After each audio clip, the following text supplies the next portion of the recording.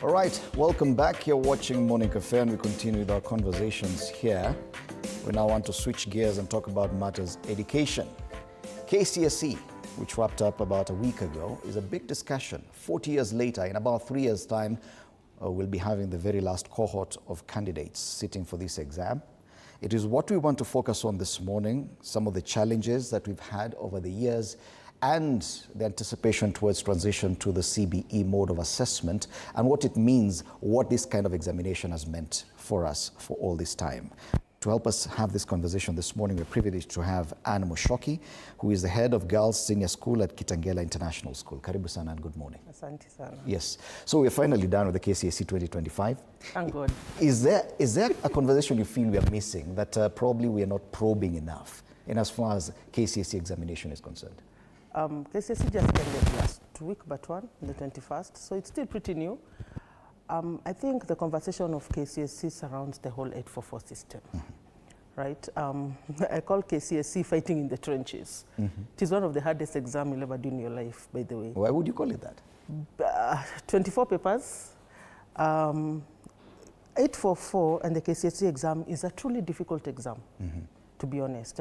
I keep telling my kids, my students, that if you do 844, your reward is going to university, because you will never really face that kind of trauma again. It is intensive, it is many papers in a day, and it's difficult. It's 4 years of content. Imagine 4 years of content that has been put down into a 2.5-hour paper. Yes. Inaitangwa pata potea on occasion. Sometimes you don't fail because you don't know, you have not educated. Sometimes you simply fail because what you read did not come. You get? And I think my main issue with it is a summative exam. It's the most consequential of your entire period in school. It's a culmination of 15 years of basic education. People don't look at it like that. From the day you stepped into play school, at 2.5 years if your parents were extra, but from 5 years, KCSE is a culmination of that journey. How do you think that has affected our society? Because that has been the system for 40 years. Anyone who's 40 years or even above has gone through that system. How has it affected us? One, which is the reason we are hustler generation. I think having gone through the rigors of 844 and KCSE especially at Form 4, which is, like I said, the culmination, it's a do or die kind of situation. If you do survive it, which many of us do, it gives you a different perspective. If you leave this country and go to what are renowned universities, you are surprised at how easy it is. Because if you're used to something hard and then you go to a different circumstance and you're like, you expect university to be harder than high school. That is not true for 844 for most courses. We all went through it. University ilikuwa mteremko. That should probably be a positive from what we've experienced so far. It has not been all doom and gloom. No. One, the fact that the students who went through 844 are literally learning for the entire world. Is it legal? No. Is it lucrative? Absolutely. I mean, we all know about the academic papers, people writing academic papers. That in itself shows you that 844 is a force to reckon with. The fact that Kenyans are spread anywhere in top management in many countries, it shows you that 844 is something to reckon with. However, that only works. That only works if you pass the system. I think we forget that there are children who are unable to do the system because it is very theoretic. It is very based on you being average and above, and you do have below average students academically, differently abled children. Now, those are the ones that suffer under 844. And you mentioned the fact that it works if you get it right and if you're successful. That means that there's a huge chunk of people who are products of this that probably have fallen by the wayside because of that system? Yes. You remember, I think Bien removed a song called D Student. Yeah, the D students, we have kind of left them behind in terms of we don't know what to do with them. It is only recently that we started having TVETs and TVET is being pushed. 844, I think the main failing of 844 was the lack of, it's the theory part. It is not a hands-on practical kind of learning. So if a child is good at woodwork, there are very few opportunities to do so, despite woodwork actually existing in the curriculum. So a child who works with their hands, who's talented in their hands, that is where the talent is, tends to fall on the wayside. And and especially special children, special children. For example, dyslexic children. This is a child who is intelligent, but is only hampered by the fact that you can't read or write, because there's a wiring in your head that the wiring was not right. Okay. And therefore, if they could be able to do oral exams, it's possible that they could get a B or an A. But you don't have oral exams in KCSE. They just give an extra 30 minutes. Now, if the words are jumping at you on the paper, it doesn't matter that you've been learning for 15 years. You're going to fail KCSE. And that's a summative exams. KCSE stops, like they say, it doesn't stop for anything. It doesn't stop for public holidays, it doesn't stop for illness. If you don't do it this year, you have to wait next year.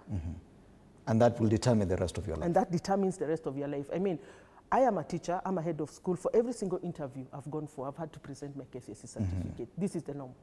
Yet this was never the intention. I made to understand that 844 initially included quite some practical lessons. Yes. Woodwork that you've mentioned, metalwork, mechanical engineering.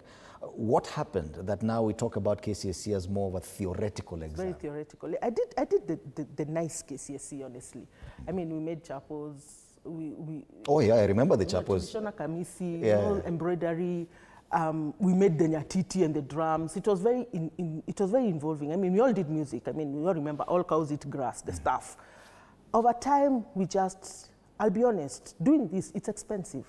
It's an expensive venture. Having both been in the public and the private sector, I understand how expensive having this extra. The hands-on is expensive. So over time, we kept shaving it off. And the idea was, let us move towards STEM, but in a very un-STEM-like manner. This is science, technology, engineering, and maths, in a very un-STEM-like manner. Because the whole point of science is observation, experimentation. We culled it down to simply brain work, okay? And I like saying we made it AI, it's just brain work. There's no practical. We for a very long time, biology practicals, the little practical, was a It's not that we are starting to be asked to bring cockroaches. This year we are asked for locusts, thanks neck. As part of the exam? Yes. Imagine having to collect cockroaches as a center manager for the exam. It's an interesting, but we like it because at least there's a practical aspect. Before they'll bring a picture of a cockroach. I'm like, this is not a practical, this is just another exam. And I think my pet peeve with KCSE is how hard mathematics is. Why? Is it necessary? Like, why are we doing calculus? and trigonometry especially. I still don't know. I did cosines and tangents, and this is for everybody, indiscriminately. Now we are going into CBC, and they're saying COMADS in high school, and I'm wondering which is this COMADS. I thought COMADS was maths ya pesa. Because that's all you need. If you can count your money, you're good to go. I know. But then again, you mentioned something about KCSE and the fact that over time, even the practical aspects kept on being dropped because of how expensive it was. That, in a way, was in response to the kind of resources we have as a country, in response to what we need or require as a country as well. Would we say that that is wrong? Because any other system would fall for the same problems, would encounter the same challenges. I don't think it's so much as a resource problem as the allocation of resources. Those are two different things. I don't think you're necessarily, okay, they say we're third world, but like I tell my history students, I'm a teacher of history, it's not a lack of resources, it's inadequate. Those are two very separate things. And over time, I think, from the beginning, I don't think we take education seriously enough. Of course, Kibaki did a fantastic job at it. But from the training of the teachers, all the way to the curriculum, all the way sometimes to implementation, I don't think we take education as seriously as we should, because education is life. Okay. Right? It is a way of turning back skills that we require into society and spreading them to as many people as possible. And we take it a bit lightly. Teachers are not a profession that is pushed. Okay. Most of us are teachers by mistake. All right. Right? Like a second or third option, or that's what you were called for and you never chose it. And very few people ask to be a teacher. All right. Let's hold that thought. We'll be coming back to continue with this conversation. Let's take a short break. You're watching Morning Cafe.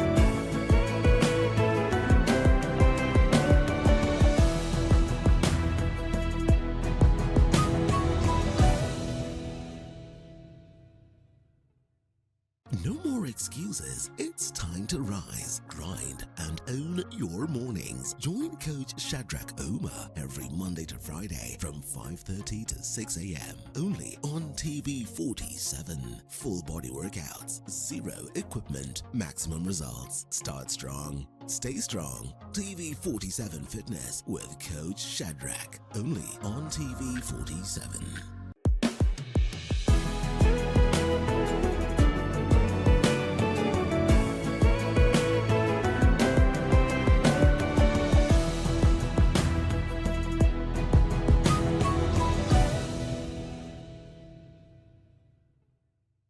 Looking for the perfect way to kick off your weekend? Pole.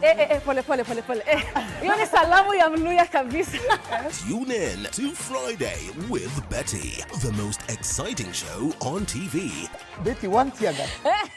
Betty, I don't know where this guy's going. From the latest news and trends to unforgettable moments. Wewe ni simple. Friday with Betty is your go-to show for a fabulous Friday night. Theological, meteorologist. What is that word, Willis? Tune in this and every Friday at 9 p.m. and let's make your Fridays unforgettable. Only on TV 47.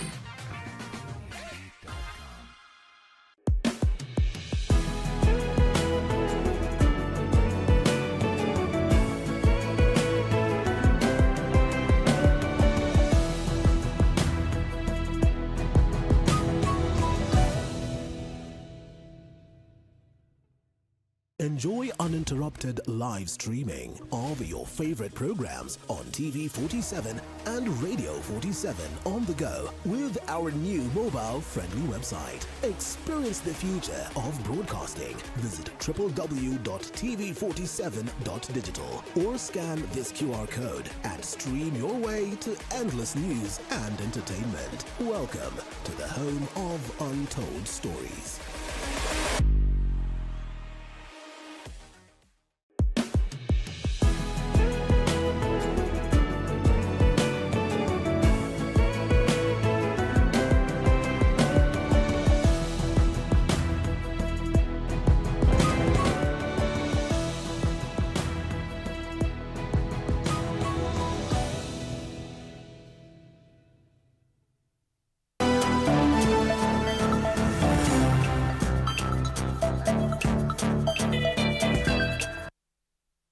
All right, welcome back. You're still watching Morning Cafe. This morning, we are switching gears and talking about matters education with a focus on KCSE exams and the challenges that have been there and have existed for the last 37, 40 or so years.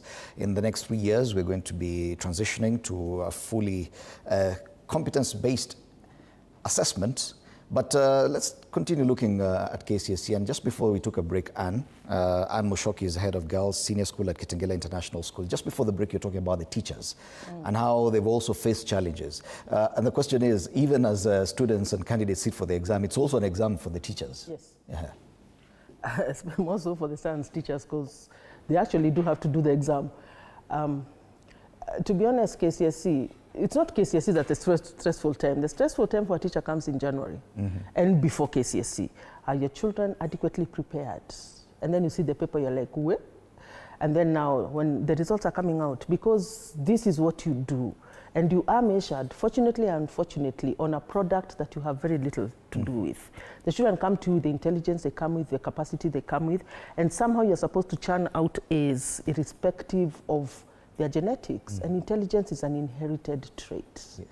So you have a C student, but the expectations of the teachers and society are very, very high. Teachers are held to a very high standard. Are you saying it's only a certain type of candidate that can get an A, that it's not everyone who can? Yeah, not everyone can get an A. In an ideal society, not everyone should get an A.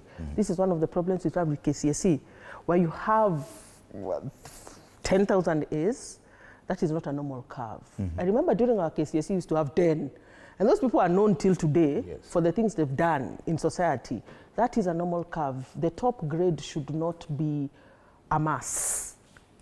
It should be, it's elite for a reason. Most of us are average and just slightly above average. B's, C's, that makes sense. For us to have thousands and thousands of A's is a failure of the system. And yes, only a few children can get A's because, like I said, intelligence is an inherited trait. You can know intelligence, but raising it is very hard. Yes. Yeah. Yet there has been a lot of criticism of that system of grading A to E and what it has done to the society. That yes, A's get access to university education, then their life is set going forward because that is the reward of KCSE. If at all, for one reason or another, you are graded at a C minus or a D and E, that becomes your identity for the rest of your life. It becomes an identity. Yeah. I think the problem is the identity. There is no education system that does not have a grading system. It is separating people into categories, and I think this is a human experience, started very early. You do need certain capacity to be a doctor because of the sheer amount of knowledge you need to store in your head. And it's like having a supercomputer and having, a normal Word document computer. Our brains are computers. And I think that is necessary. It's necessary for us to shape out people in terms of talent, and brain is a talent. I think it's very necessary. I think what I have a problem with is identifying with it and calling it down to C+ and above intelligence, C+ and below dumb. And like Bien said in the song, D students. At the end of the day, entrepreneurs do end up becoming the C and D students simply because they didn't go to university, but they had different talents. And therefore, the C students are the one that's hiring the A and the B students simply because they have the gift of gab. They can talk, they can work systems, but they didn't have the vision. Because also being an A student, what happens is everyone expects you to go into academia. It is the C students and Bs who have to find their way and therefore land on a wider variety. I keep saying, if you get an A, even the watchman has an opinion. Daktari, wakili. Everyone now has an opinion in your career. And maybe you just wanted to be a nurse. That is what you want to be. But not because you have an A, everyone is like, why are you wasting your talent?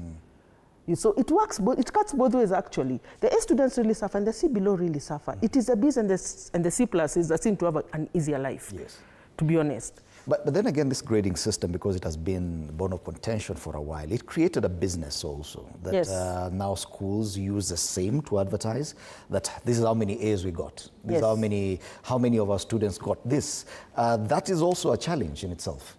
And therefore in itself created a lack of integrity, a culture of lack of integrity. Yes, and that is why now, these days, it is not government driven. You've noticed that, Before we used to have this whole announcement where we say the top school in the country is, and this is the top 10 students. The students still say, but the schools we do not anymore. I see advertisements. Yes, they are advertisement and these are school-based. They are not, remember before it would be a whole headline. Or the ranking. The ranking was actually government-driven, where you'd see Alliance at the top, Starehe number 3, Kianda was always there. And therefore in itself was a form of advertising. Now the problem comes in when you have private schools, which are by their essence a business. Public schools are service driven by the government. Therefore there's slightly less pressure in that area. The pressure is driven by personalities more than the institution. Private schools are a business at their core. Sure, they're providing a service that's very important, but they are business. So if you do get the A's, and because you've indoctrinated people to think that a good education is an A, not a holistic education, not seeing the whole child and knowing that you took a child from this stage of illiteracy to literacy, which is what education should be. It's become, how good are your grades? And that is now the problem, because now private schools start culling out children, right? You're like, we will not take anyone who has a 350 and below. Who is supposed to educate the children who have 280? Don't they deserve an education? You mentioned something about integrity. Yes. That this system has contributed to a lack of integrity generally in the education sector. Yes. Why do you think that is, in a system that's supposed to be an equalizer? Because ego. One, ego, and two, people want to shine. People want to see their names in the newspaper. People want to have a good reputation. People want to be known as the school that does well by the metric that we have set, which is an A. See, that's the problem is the metric, honestly. If you look, let me give you, I'm now currently at Kitengele International School, but a bulk of my career in my earlier years, I didn't spend a lot of time in Starehe Boys Center. Now, Starehe Boys Center does education in a different way. While obviously we take the best in the country, that was one of my biggest problems, honestly, but in a sponsored situation, that makes sense. But the way they did education was holistic. The child takes, the education is on them. You take responsibility for your own education. You follow the teacher, you read. What has happened with the competition and everyone got in to get an A, we also have a culture of drilling children. We think for them. You're like, we want you to cram these answers exactly as they are. That's your function. Don't think about it, cram it, rote learning. Why? Because this is exactly the way the exam is going to come. This is exactly how the composition that is marked best looks like. So we are not necessarily teaching children at some point, we are programming children. And in doing so, ensuring that they can think. Wow. And this is, to be honest, this is a problem. And it's a countrywide problem. And let me tell you, I've had a situation, I've dealt with a situation where we have protected and rote-learned these children so much, they literally cannot think. Which is a problem when you go to university. Because you know university is like free-range chicken. Yes. Go ye and survive. Oh, yeah. Right? And you're coming from a highly institutionalized, regimented area because we want the A's. We need the A's, even beyond the integrity. Integrity is very subversive and nuanced. There's the open cheating, where teachers go into class, where the students have the papers, where it's a whole system. And then there's the nuanced cheating, where you cheat children out of opportunities and thinking. And I keep thinking, fine, I have the capacity to ensure a child gets an A. That's not theirs. And then they go to university. And let me tell you, university equalizes us, which makes no sense. Because to be honest, there's nowhere where, let me put it in a very nice way, where learning is a corporate and collaborative, which means cheating, like university, honestly. And somewhere it equalizes us. Let me give you a statistic that is very broad-based. Architecture in UON, the number that goes in and the number that graduates, there's a very big disparity. It can be 50% dropped out. Why? Because their brain did not have the capacity to deal with the rigor that is architecture. So what am I giving you an A for if I'm going to depress you later in life? In my head, there's a correlation between why mental health is such a big issue in universities and suicide is on the high. Are you saying that the system in itself, even away from the issues of cheating, that, yes, you see, that the whole system is cheating our society, that this is the kind of thing we are producing, yet that's not the reality? It's not the reality. And people just think cheating in terms of A's, but my question is, if you cheat, that means you umengisha watoto box, let's put it in that language, right? Which means you have taught children how to keep a secret, even from their own parents. That's already a disconnect, right? And it comes from the way from young children, 14, 15 with the lower levels, and you're like, yeah, we are doing this, it's not right, so don't tell anyone. But this is what we do. But this is what we do, so that's a secret. And the children are being told to keep secrets from their parents by the biggest social influence in their lives other than their parents, the teacher. Okay. So already there's a cognitive dissonance with the child now. The teacher said I don't say, so I won't say, especially because they're in boarding school. So the teacher is life. So I won't say. And therefore, what else will they talk about? If this child is abused in the same school, they will not say. Okay, okay. So it is a big problem that people do. It is one of the reasons why Kenya, we struggle with integrity. It is taught. In the one place you're supposed to be taught not to have integrity. So it's a system-produced lack of integrity. Yes, we are churning out a problem with integrity year after year. Yeah, we are churning out cheating and it's become a culture. Wow. Shortcuts. It's been 40 years of this kind of examination, and within those 40 years, a lot has changed in terms of technology, the availability of information, the mobile phone came, and now we have AI. Artificial intelligence. And how has that changed this form of examination? The exam in itself is not a problem because it happens in a very what's the word, bonded area. But outside of the exam, it's a problem. Now, children are doing homework with AI. Here's the problem with AI. One, teachers are not, we don't have capacity building for teachers. And the older you get, the less you like technology. So I'll just tell you the truth. Teachers don't necessarily use technology. A lot of teachers are very old school. And therefore, it's a different generation. It's a different generation. Like, you're not on TikTok, you don't even know ChatGPT. I mean, I have met teachers in the last 10 years who, when you start teaching them computer, you teach them where the power button is. Like, this is how you turn it on, which is strange for me. I'm like, why aren't you naturally upskilling yourself? And then comes AI, okay? I mean, AI is being used for everything, including dating. Like, people are texting via AI. Yeah.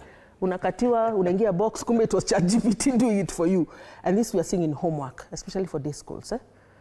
You give a child a question, they just input it into AI and regurgitate it to you, and even print it. They're even lazy like that.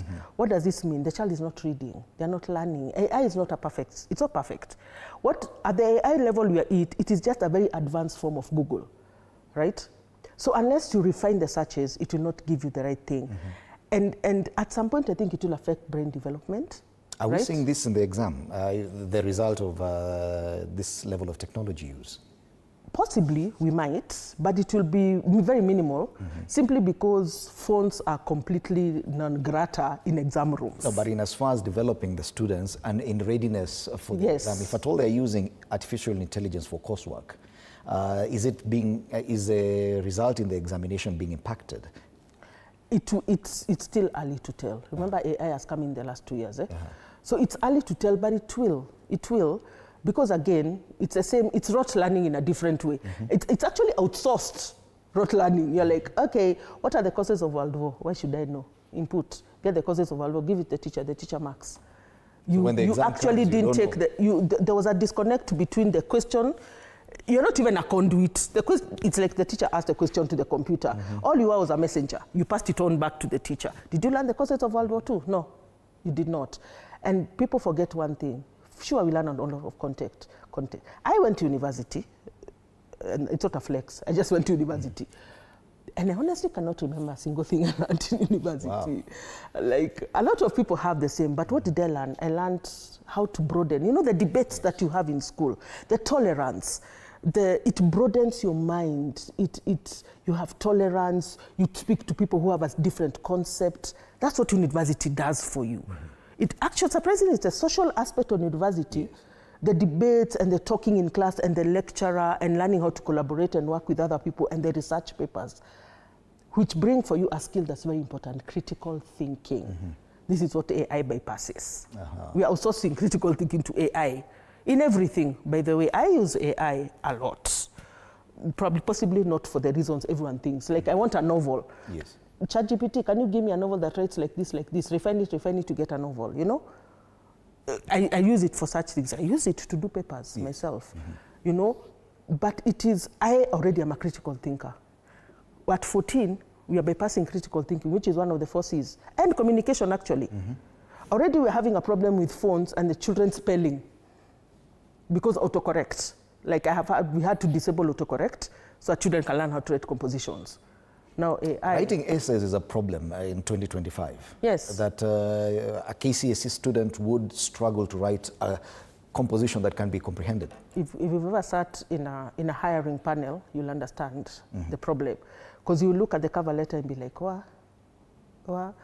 English is a foreign language. Yet the exam, KCSE, requires a lot of writing, a lot of the answers to be delivered in prose. Hence, back to my question, how has this affected the results in KCSE over the last 2 years? I think there has been a slow effect of, I'm not going to say AI yet, because like I say, AI is pretty new, and we are going to see massive effects, honestly. Massive in terms of literacy, just sheer literacy. A child's ability to read and write, because you're sourcing it. Okay, you don't have to write, you don't have to know the big words. You just have to have an idea. But over time, even like I said, simply having a phone and the fact that it keeps autocorrecting your bad English, you know, before you'd have to correct it yourself. No, it's doing it for you, has in itself created a culture of bad spelling. When you have now to write it out in rote, it's created a culture of bad spelling. So bad English, bad formatting. People no longer know how to write letters because you just have to tell it, write a letter, and it will write the letter. But now when you come to KCSE, you have to actually write it yourself. That's a problem. And it's not typing, it's handwriting. It's handwriting. Let's not talk about penmanship. My God. That's another problem. They write like drunken chicken. Okay, why? Because we are used to typing. You no longer, penmanship is becoming a lost art. Don't you think that that is one aspect that probably even for KCSE we should have moved on from? That technology is available now. Yes. Probably the exam should be typed. You don't need to handwrite. Or even recorded, really. Yeah, that probably it's, even in as far as KCSE, however progressive it was, that it is a bit outdated. It is outdated. And this is a problem of society, right? To move something that is for mass, we move at that snail space. Okay, therefore the gap between the innovators and systems by their nature are slow. Add in government system, they become snail slow. Okay, yes, it is very. Last year they did try to pilot computer. Computer is a written exam, which in itself mind blown. I'm like, if there's one area where at least we should have tech, it's computer. Yesterday, last year they're trying to pilot now where you actually do the paper online in computer. It didn't work last year. I hope it works this year. Okay. Simply because, again, remember, we in the metropolitan area are very privileged. There's a child in Samburu who doesn't even have electricity.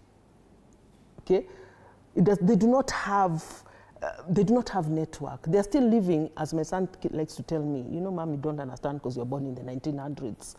They're still living almost in the 1800s, honestly. You know, hand to mouth, no refugee, nothing that says modern. Okay, in Kenya, there are places where we are fourth world, not even third world. You know, we are extreme. So churning out this in areas where there's no infrastructure makes it difficult. Makes it difficult. That disparity features even on the front page of the Daily Nation today, talking about how, and you said it is lack of adequate funding, not lack of resources. Yes. That it's still a reality, that not all schools are the same. Now, KCSE is a resource-heavy exam. Yes. Even preparing a student for KCSE requires a lot of resources. Are we saying that even before we do the exam, the choice of school has already determined those who are going to succeed and those who are going to struggle in this life? Yes, to some extent, yes. Yes. I mean, you've seen children learning under trees, eh? So, you know, this is when I have to be a bit diplomatic. I come from a private school, Kitengela International School, a well-funded, well-resourced school. But I'm also a social scientist, and at my core, a bit of an activist.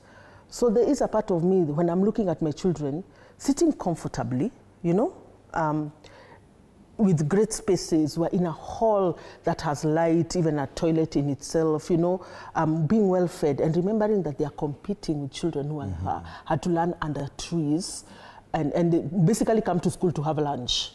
That's the main reason. We're going to school because you'll be fed. But they're doing the same paper and will be marked by the same metric. It creates a disconnect in my head that is painful. In as much as and then now when you try to, one side always loses. So when you try to standardize it by ensuring that the public school gets slightly better marks, because that does happen, then you are now disadvantaging the children whose parents sometimes struggled to ensure that you take them to a school that, you know, a lot of parents who are in private schools are not there because they are necessarily very well off. Yes. It is a struggle because you're saying, I want my child to have a better life, and then you are punished for it because you have not adequately sourced children, therefore they are learning in very, very hardship areas. Okay. So there's a balance problem. And it's interesting you've brought about the issue of parents, because parents do suffer through KCSE. Yes. That it is a one exam that is going to determine the future of your child. Yes. You've been a parent even as a... I'm a mother of 5. Yes. Oh, wow. I know, right? And now, can you paint for us a picture of the kind of burden on a parent taking a child through such an examination process, that you have very little, what may I say, very little determining influence on the process? Let me just say, KCSE is a stressful time for parents. One, let's remember the culture of our schools, that 90% of high schools are boarding schools. Therefore, you're not even with your child to begin with. You have no idea how your child is doing. You have no idea what is going on with your child. You have had to trust strangers whose loyalty depends on a payslip, okay? How they treat you might be, unless it's a calling, which it's not, because you don't do psychometric tests for teaching, you're stressing a stranger with your children and an institution. So, for example, I am a parent, as I say it, and I avoid that word with everything in my heart. Teachers are not parents. Teachers are teachers. And we are held to a very high standard. But now parents are actually on the sidelines when it comes to KCSE. You just trust that if the head of school is a good one like me, I will update you on what's going on today. You don't know whether your child, especially if your child has a problem, you don't know whether they are coping well. And remember, we are not allowed to have phones, so you can't even call in. Even me, you cannot call me on exam time. So for me, I think it is stressful for the parent, especially for KCSE, because you're not there. You're not there to talk to your child, to hug them if an exam was hard, you are held in suspense for a month. And KCSE ran for 5 weeks. People don't know that. You're held in suspense for that period. And then you take your child back. And now you have to wait for hell or heaven. And then you wait for results without, like I said, the prologue, like the first part. Because as we know, we've seen the paper was hard. We've seen how they reacted. We have the whole story. You don't. You just know my child is alive and fine. You don't know how stressed they were, how unstressed they were.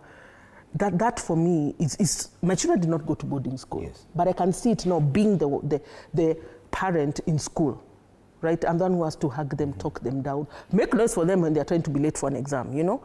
These are parental things that parents don't do. So it's stressful because of absence. Then they have to wait for this period between now, the period we are in, until January. The festive season, just waiting for the results, not knowing what will happen next. And I still am expected to operate. To enjoy Christmas and New Year's. Well, it used to be us. Remember, KCSE used to come out on the 27th. What is Christmas? KCP, what is Christmas? It's... I don't think being a parent is very hard. Honestly, as a parent of 5, it is a hard thing. But all I have to say, enjoy yourself, really. January will come, and then you will get what you will get. And I like now, let me tell something to parents. Parents, please, if your child qualifies or does not qualify, please consider TVETs. Please consider TVETs. Yet, at the beginning of this conversation, you said the biggest reward from KCSE is going to university. Yes. Then how does a parent now reconcile the fact that my child now cannot go to university? Let me recant. Now they have to go to TVET. Let me recant. The biggest reward for KCSE for the student is university, but that's not necessarily life. The biggest reward for KCSE is going into higher learning or it having an impact. So the reason I'm going TVET is in the next 10 or 20 years, those of us, our jobs might be sourced out to AI, honestly, you know. Those of us who invested heavily in our brain, what are called white-collar jobs, are under threat, a lot of them, by AI, journalism, even teaching, really, even medicine, go figure. But the plumber, we will still need that person to come under your sink. We will still need the person to wire those corners in your house. People who work with their hands are going to become the next middle class. The artisans are going to become the next middle class. So if your child, you think, cannot deal with even I'm encouraging my children who, by any metric, should make it to university. I've been trying to tell them, only plumbing is a good idea because I can see what's going to happen. I'm a historian. Would you suggest that a student who qualifies and gets a good grade like A and B pursues TVET? Yes. Yes. Yes. Because we do need those brains to invent and move it to the next level. Okay? When you do have intelligence, when you are above average intelligence, you will do better. Let me put it this way. You will turn what is a one-man outfit into an actual, you will start a business of plumbers. And let me tell you, one of my sons is an architect, and we do not have water engineers in this country. Like in the architect areas, you have a lot of high-rise, but there's no one who's telling you the maths, you know that maths that we learned for everyone. How much pressure you need without a pump to take this water all the way up. There are very few in this country. Yes, those are the extra plumbers, you know, plumbers but Pro Max. That's what I mean. And these people will employ other plumbers. So far, plumbing is a apprenticeship method. I learn, and then someone learns, and then someone learns. And therefore, they tend to be one-man outfits. There's always, there's this guy I know at Kariako. Of course, he's Kikuyu. That's a problem. But the people are making sandals just, you know, make Sandus sell. He came and he watched, and he brought them together. The same people are making the sandals, he brought them together. He has no idea how to make them. And started a company that exports using the same resource. This is what happens when a B student goes into artisans. Okay. Yeah, they upscale it. Now that we're talking about transition to CBE, which is a different form of assessment, even from the perspective of Kitengela International School, how do you think this is going to change the game, coming from a purely examination-oriented system to now we're talking about pathways, and it's an assessment which is not a summative assessment? Truth of the matter, it might become a summative assessment. Eventually. Especially, we haven't cracked out the part where how do we get children into university without a summative assessment, or into tertiary level without a summative assessment. There's no country that's cracked it. I mean, even in the USA, you have SATs. Yeah, they say these other parties, oh, you know, projects, what. But you sit for SATs, you sit for MCATs, which is a summative assessment. So let us first understand that summative assessments are here to stay until someone cracks that system. Would we be going back to the same thing that we're trying to move away from? I think there is, okay, when I talk about CBE, CBE is basically the 844. We started it to some extent. Okay, the very practical things, you know, scrubbing, brushing your shoes, you know, teaching us how to hem, life skills that have stayed with us.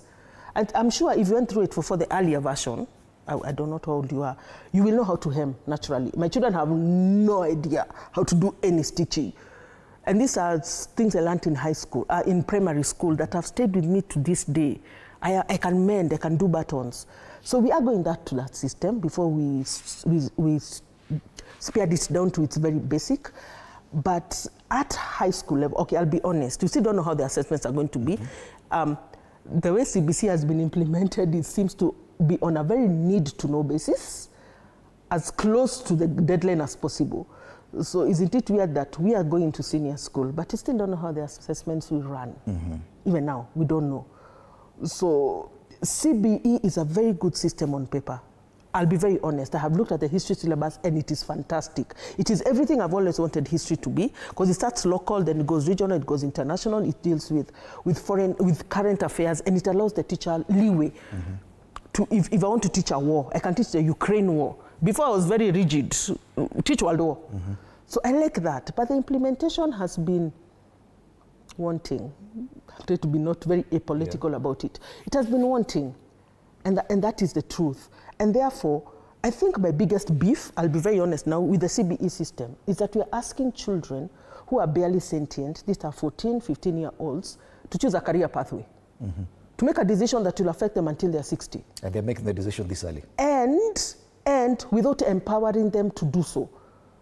Therefore, if nothing else, we should have had career guidance in JSS as a weekly life skill lesson. Because you're still talking to these children as they're coming in to inquire about my school, because you're doing the 3 pathways, and you ask them what do you want to be, and they're telling you the same things I've been hearing since I was a child. I want to be a doctor, I want to be a lawyer, I want to be and it's a doctor, it's a neurosurgeon. They're not even going far and thinking deep about it. It just shows us that they don't know what to be.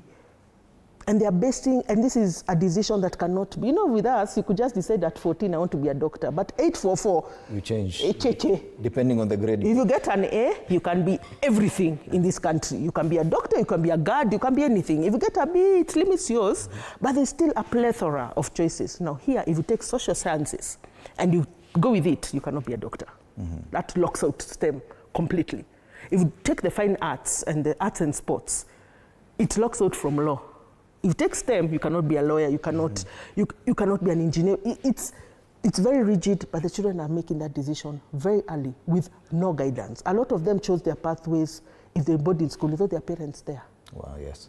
At 14, these children have just started deciding, this is what I will wear. You know, 4 years before, the parents were telling them to nenda church vai. Now they're like, nitavai. Those are the decisions they're making at 14, not, I want to be a doctor, this is the career I'm picking. That is, for me, that's the greatest glaring issue right now, before even going to the implementation of CBE.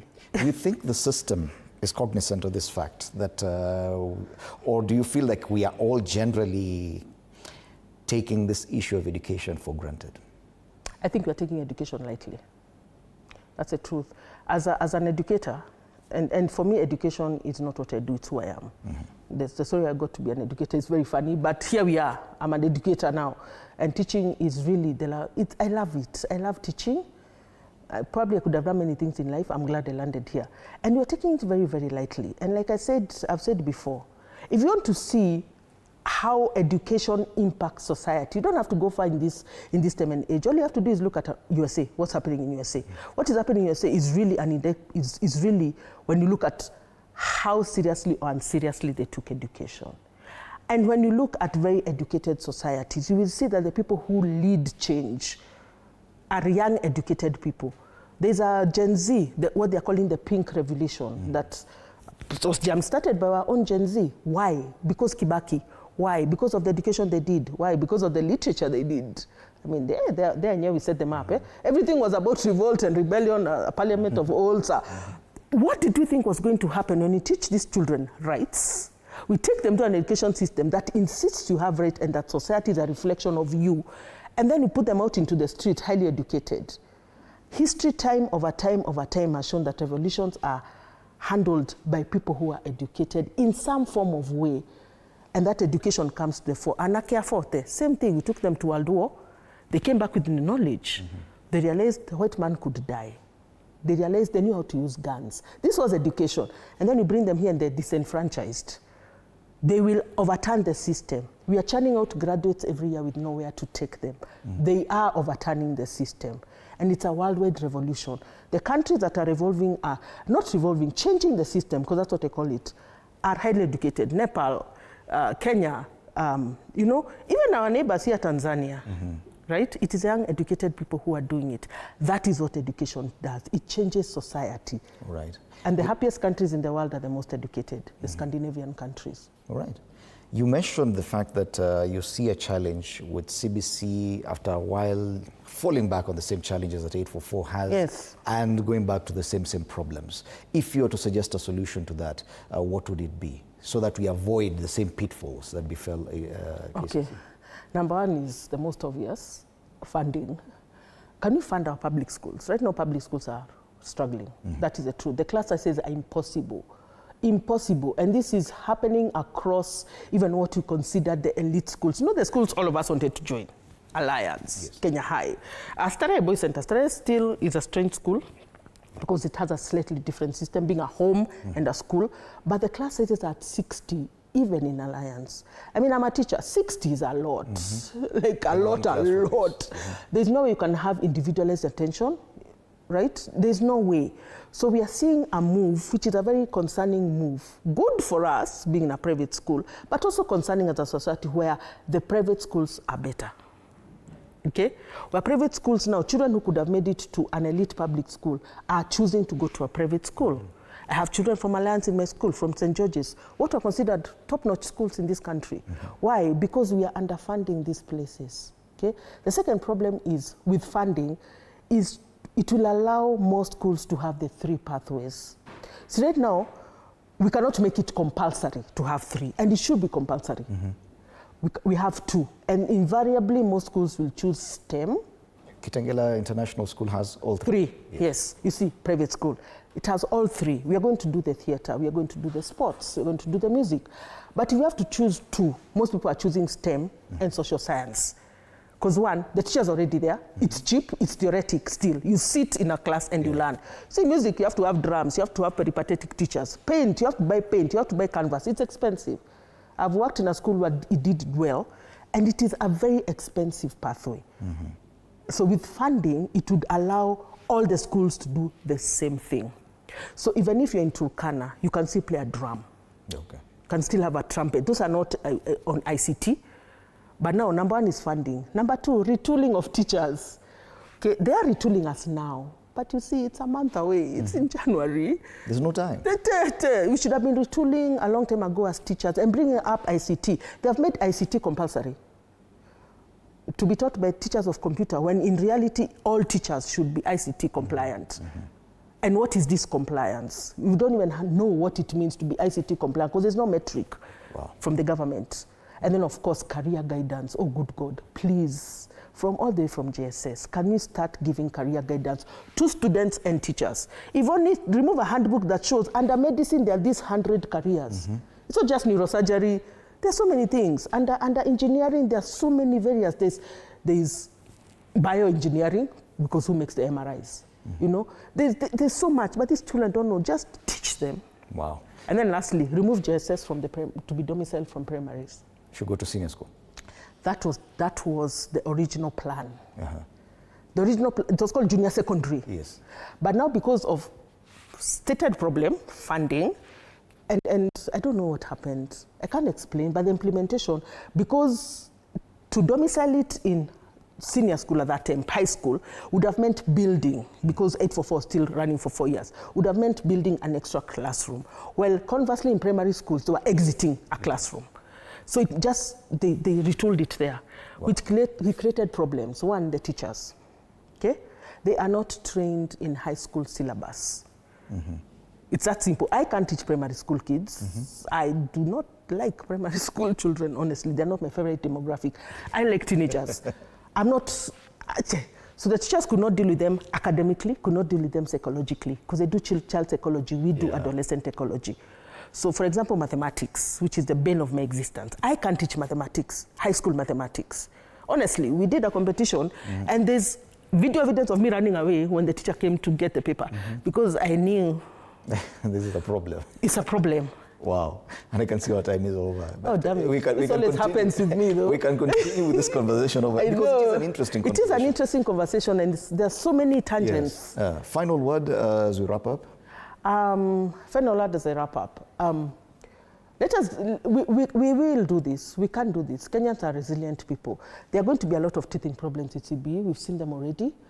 But at the end of the day, the teachers who've been teaching 844 and who have made this country what it is, international education. Our education system is revered internationally. It's just here that we look at it badly.